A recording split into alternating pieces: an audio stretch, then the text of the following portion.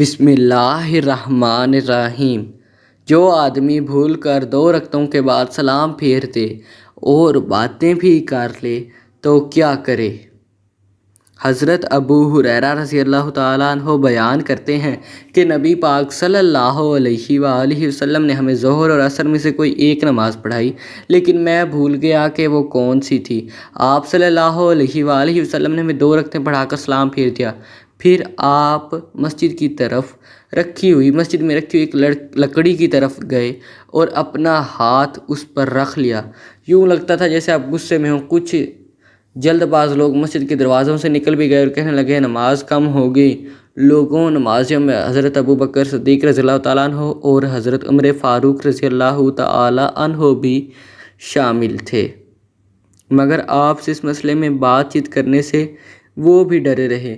لوگوں میں ایک لیے ہاتھوں والا شخص تھا جسے ذوات الدین لمبے ہاتھوں والا کہا جاتا تھا۔ اس نے کہا، اے اللہ کے رسول، آپ بھول گئے یا نماز کم ہو گئی؟ آپ صلی اللہ علیہ وسلم نے ارشاد فرمایا، میں بھولا ہوں، نہ نماز کم ہوتی ہے۔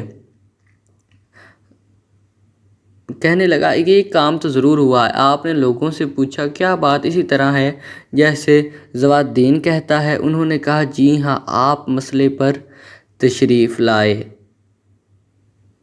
اور جو نماز باقی رہ گئی تھی پڑھائی، پھر سلام پھیرا اور اللہ اکبر کہا اور عام سجدے کی طرح یا اس سے کچھ لمبا سجدہ کیا، پھر سر اٹھایا اور اللہ اکبر کہا، پھر اللہ اکبر کہہ کر دوسرا سجدہ کیا، عام سجدے کی طرح یا اس سے کچھ لمبا، پھر سر اٹھایا اور اللہ اکبر کہا۔ فوائد و مسائل۔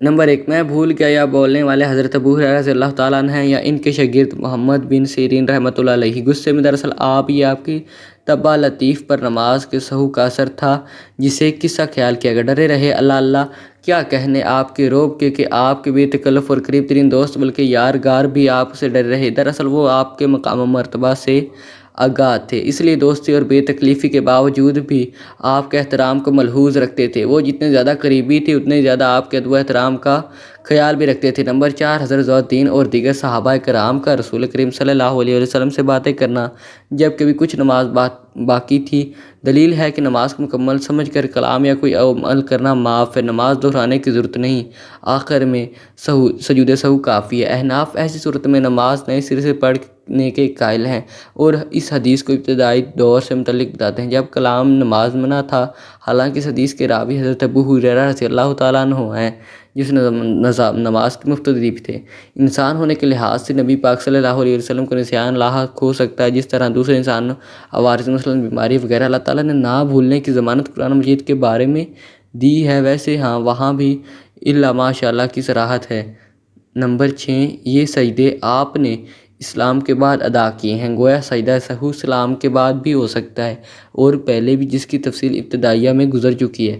نمبر 7، جب واقعہ صفات کی ایک مجلس کا ہو اور عادتاً سبھی کا غافل ہونا محال ہو اور ان میں سے ایک سکہ دوسرے کی نسبت کچھ زیادہ بیان کرے تو اسے اکیلے کی بات قبول نہیں کرنی چاہیے جب تک کہ اس کے دیگر ہم نشیں تصدیق نہ کر دیں۔ اس حدیث سے استحباب پر عمل کا جواز ثابت ہوتا ہے۔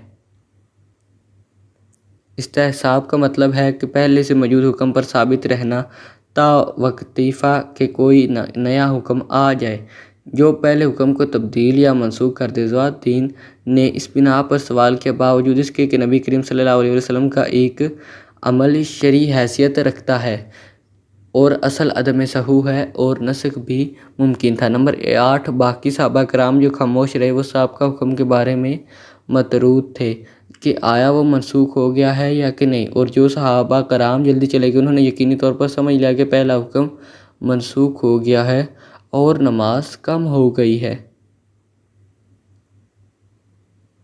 اسی سے حکم شرعیہ کا جو راز ثابت ہوتا ہے۔